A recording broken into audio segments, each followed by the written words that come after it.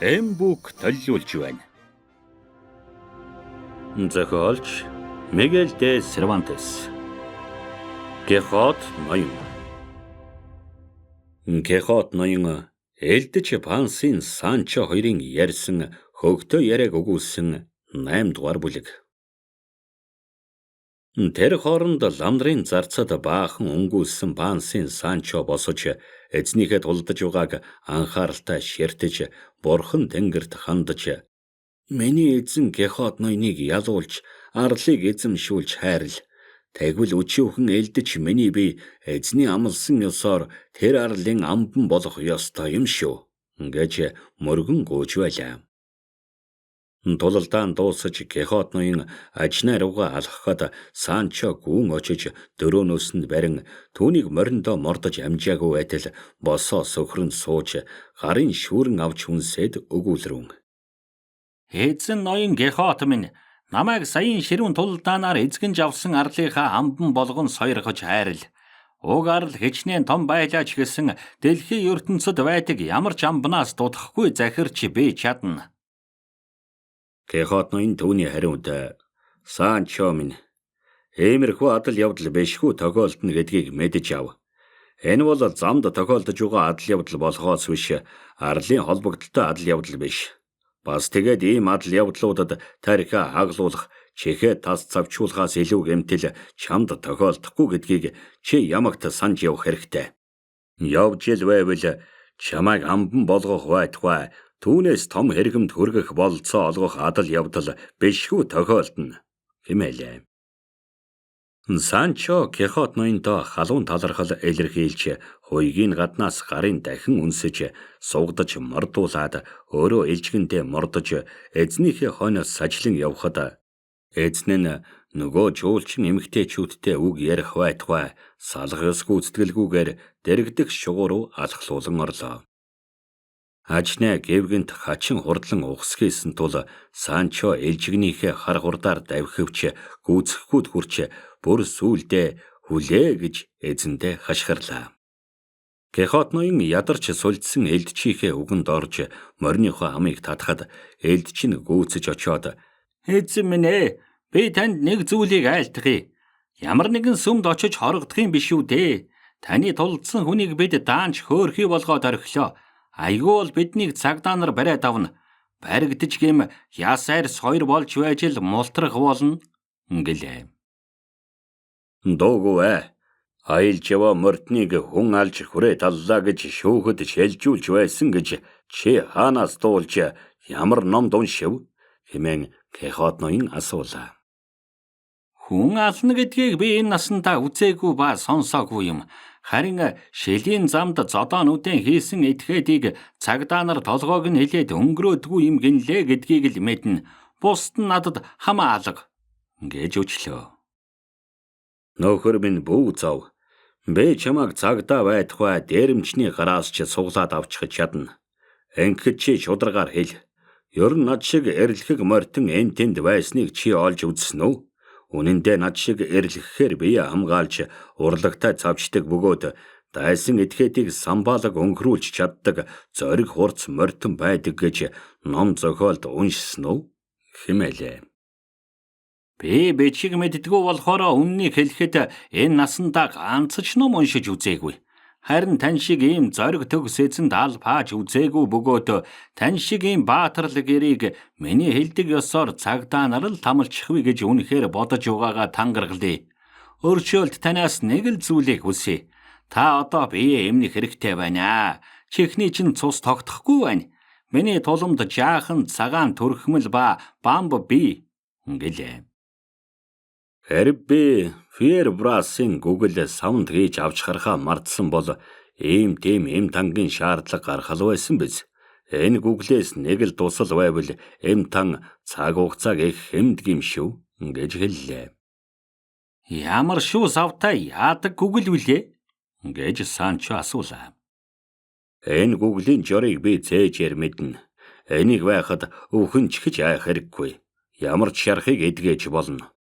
Үүнийг жороор нь найруулад чамд өгчих юм бол улангассан тулдаанд аялан яваа морьтон хүнд олонтой тохиолддог ёсоор намайг хоёр хуваачхаад чи газар дунсан хагасыг эвтэйхэн өндийлгэж цусыг хатаагүй байхад морин дээрээ хоцорсон хагастай нь маш болгоомжтойгоор юм бүрийн яв цав тулган нарийн нээлүүлээд дараа нь тэр гүглээс хоёрхан балга ойчулбал дахиад цоо ирүүл чадал төгс хിവэрэ болчихдгийг чи харна гайгүй хэмээн Кихот ноён хариу өгүүллээ. Тэгвэл би яасан ч арлыг эзэгнэн захирахгүй. Харин миний танд үнэн шудраг зүтгэж яваагийн минь шанд бишрэн гуйх зүйл байна. Өршөөлт эзэн минь та надад тэр шидэт аршааныхаа жорыг хайрл. Би ганцхан түнг нь хааж гисэн 2 зоосоор өгчихнө. Чингээд тэр мөнгөөрөө би гуниг зовлонгүйгээр аж төрж яваад нас барж чадна гэдгээ тангаргалъя. Гэвч түүнийг аль хэр үнэтэй найруулдгийг юуны урд мэдэх хэрэгтэй байна гэж Санчо хэллээ. 3 зоосноос хямд үнээр найруулж болно гэж Кихот ноён хэлэв. Өршөөлт эзэн минь яасан зовлонтой юм бэ? Та яагаад тэр имээ найруулж надад зааж өгөхгүй байна вэ? Гэж шүүр салдахад Кихот ноён өгүүлрүүн. Нөхөр минь дуугүй. Би чамд өдий төдий нарийн юм хэлж өгч өчнөн өршөөлийг үзүүлнэ. Харин одоо бие эмнэ. Тэгэхгүй бол чихмэн бодсноос маань илүүгээр өвдөд байна. Санчо халааснасаа төрхмөл ба бамбгаргалаа. Тэгтэл Кихот ноён эвдэрхий дуулга малгайгаа хараад ухаан нь балартах шахлаа. Тэгээд сэлмнийхээ ишдээр гараа тавьж тэнгэрүүд гөлрөн байж өгүүлрүүн. Тэнгэр урмст газар лус бурхан эрдэн та нартаа намжлан байж айлтгая.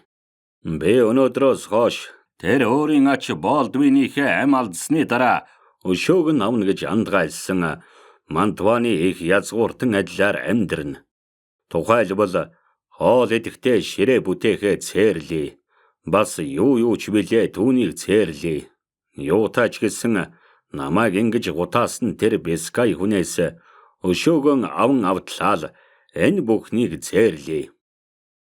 Үүнийг сонсоод Санчо өгүүлрүүн.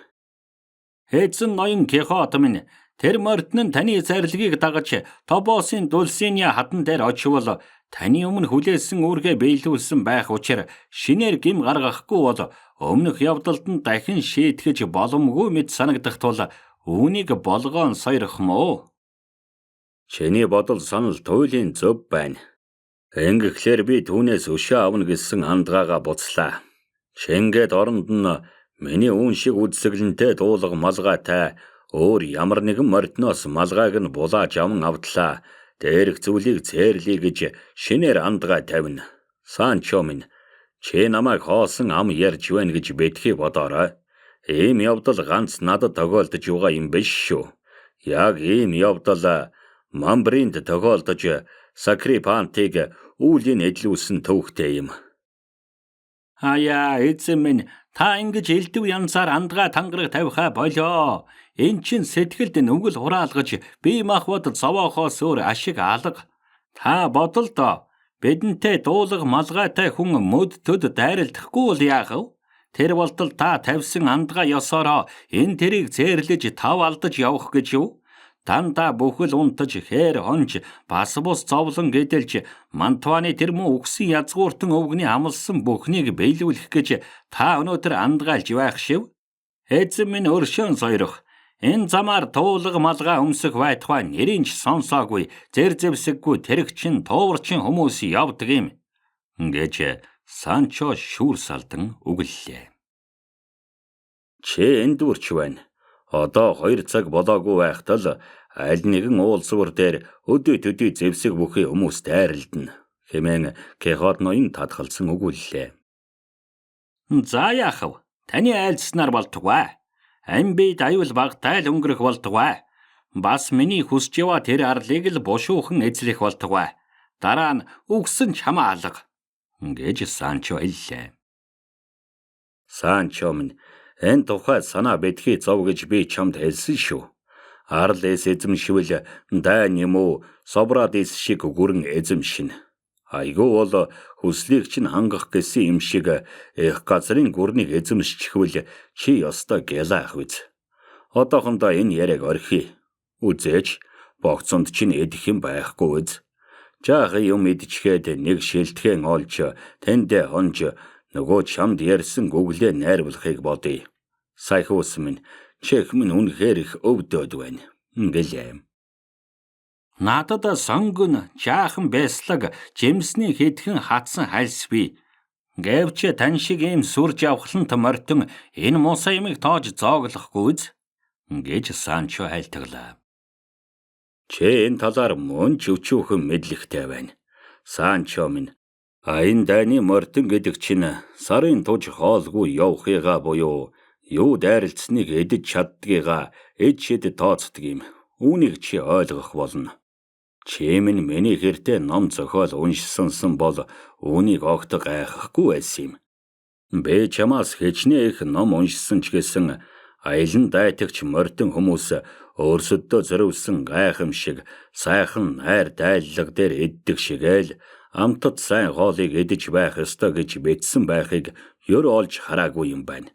Харин бусад цагт юу дайралцсныг эдэж ууж байх ёстой биз. Мэдээж эрг тэд юу ч эддэггүй байгаагүй л дээ. Үннийг хэлэхэд яг л бидэн шиг хүмүүс бас чингээд бүх насаараа ой мод хээр талд амьдарч байсны дээр тогоочгүй байдаг болохоор жирийн цагт чиний саяын надад өгөх гэдгээс олигтой хоол эдэж байгаагүй нь илэрхий байна. Тэгэхээр Санчо минь чи зовх хэрэггүй бөгөөд хар хүний төлөө шар хүн гэгчээр аялан дайтагч морьтон хүний явдал замд саад болмоор зүйлийг бүү яар хэмээн Кихот ноён айлдав. Өршөөлт эзэн минь өршөөж хайрл. Би бичиг огт мэддэггүй гэж танд дээр айлтгсан бэлээ. Ингэхлээр морьтны ёсны журам горим гэдэг чинь надад харанхуй модтой адил шүү дээ. Гэвч та морьтон хүн болохоор танд хадсан жимс хальс өгье. Би өөрөө морьтон биш учраас юухан хийхэн эдчихье гэж Санчо хайлтглаа. Тэгтэл Кихот ноён татгалзаж аялан дайтагч морьтон хүн зөвхөн хадсан жимс идэх үүрэгтэй гэж огт хэлж байгаа биш. Харин хадсан жимс хээрийн ногоог мөн л миний адилаар хоол болгон хэрглэж байсан юм гэдгийг хэлхийг хүссэн юм гэж өгүүлв. Ургамлаар хоол хийж чадна гэдэг чинь маш сайхан хэрэг.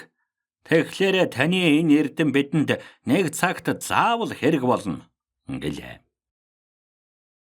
Дэгснээ богцоо нээж хоёулаа эв найртайгаар хоолоо идэж эхэллээ. Энэ хоёрын хэн хонох газар олохыг мөрөөсөж байсан учраас хальс мальс голдуу хоолоо төдхөн идэж дуусгалаа. Дараа нь гэгээ тасархаас өмнө айл амтан бараадахын тулд мориндоо мордож цаашаа хөдлөв. Тэгтэл удалгүй наран шингэж бас хонох газар олох гэсэн мань хүмүүсийн найдлага нарны адил шингэн унтарсан тул тэр хоёр хажуудаа харагдаж байгаа ямаачдын овоохойд хонохоор шийдлээ. Тосхон айлд хурж хонж чадаагүйдээ Санчо урам нь хугарч байсан боловч Кихот ноён гадаа унтаж хонох нь ёстой морьтон хүн гэдгийг нотлох бас нэг нотлохоо мөн гэж бодоод нэн тааламжтай байсан бүлгээ.